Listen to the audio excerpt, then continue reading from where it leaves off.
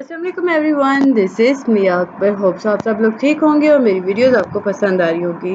हाँ जी, हम लोग एसओसी 616 का लेसन नंबर 18 करने जा रहे हैं।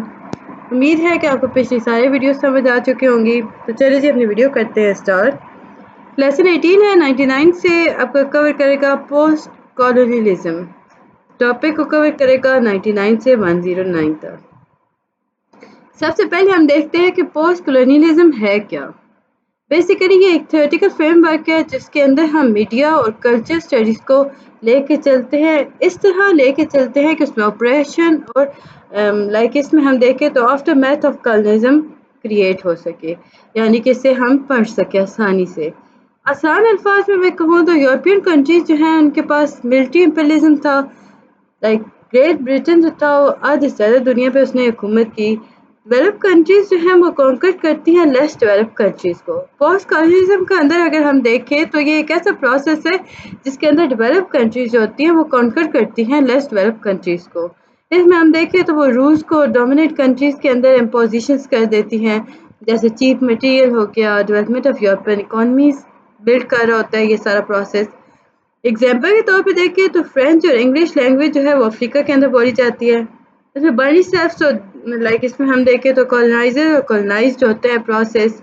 इसमें वाइट कम्युनिटी जो है वो सेंट्रल रोल प्ले कर रही होती है। इसमें अगर आप देखो तो वाइट जो है वो सिविलाइज पीपल के तौर पे सामने आता है और ब्लैक को हम अनसिविलाइज लेके चलते हैं।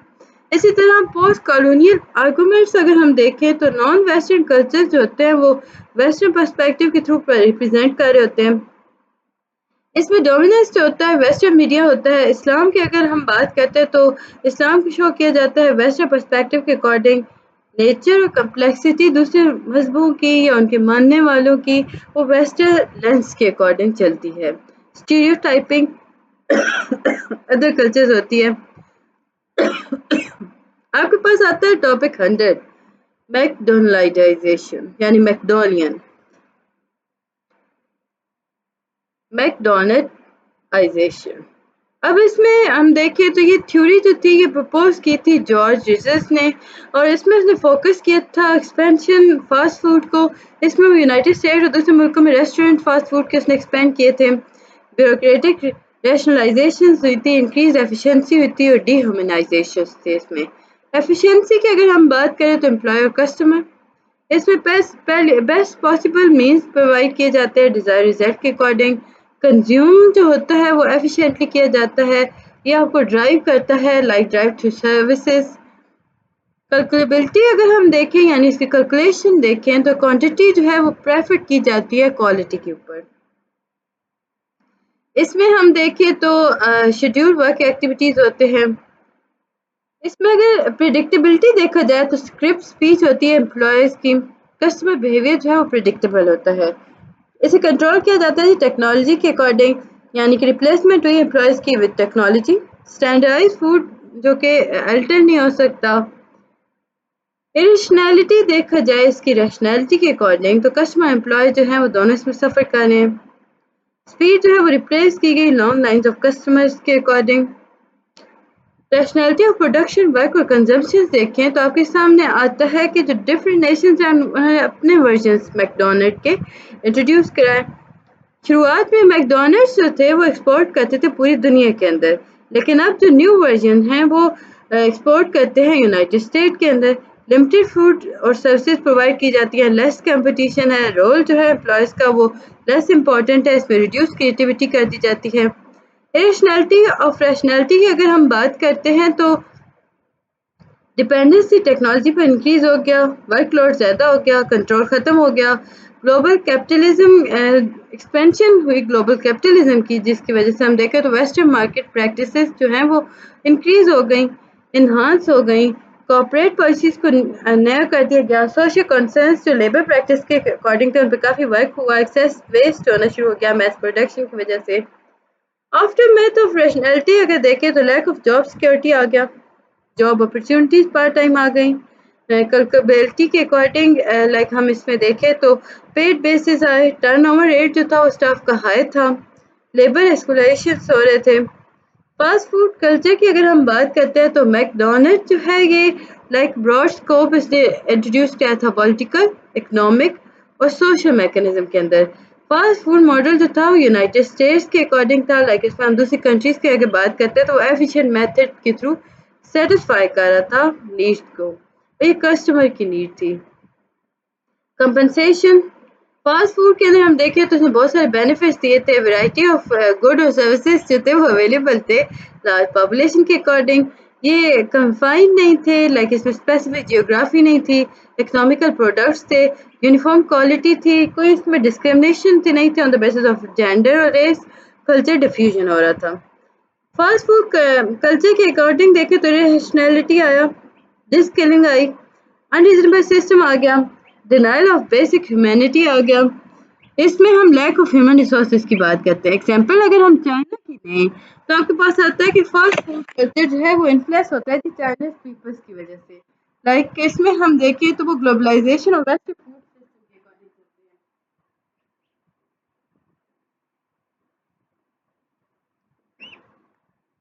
फर्दर इसमें बताया गया था कि चाइनीज जो है उनके पास कोई चॉइस ही नहीं होती, वो एंगेज हर हाल में वेस्ट लाइफ साइकिल को ही करते हैं। वेस्ट चाइनीज कल्चर जो है वो इंटरेक्ट करता है जी, इसमें हम देखें तो वो क्रिएट करता है ग्लोबलाइज चाइना को। प्रॉपर अगर वर्डिंग में दे तो चाइनीज जो होते हैं, Chinese have no choice except engaging with the western life cycle life style. उम्मीद है कि आपको ये समझ आया होगा और पसंद आया होगा। काइंडली मेरे चैनल को लाइक और सब्सक्राइब जरूर कर दीजिएगा। जल्दी से चलते हैं लेसन 19 की तरफ। लेसन 19 आपके पास है जी एक्सपेंशनिज्म।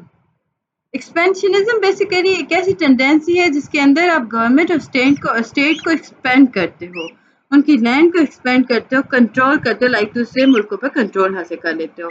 स्ट्रेटजी अगर देखें तो कंसंट्रेशन हो गई, इंटीग्रेशन हो गई, इसमें कॉपरेशन आ गया। कॉजेज अगर देखें तो वो क्रॉस बॉर्डर ट्रेड हो गया, इंक्रीज हुआ, जिसकी वजह से एक्सपेंशनिज्म हुई। नेचुरल रिसोर्सेज की सर्च हुई, जिसकी वजह से एक्सपेंशनिज्म आई। नीड ऑफ न्यू प्रोडक्ट आ गया, न्यू मार्केट इकोनॉमिक ग्रोथ हुई।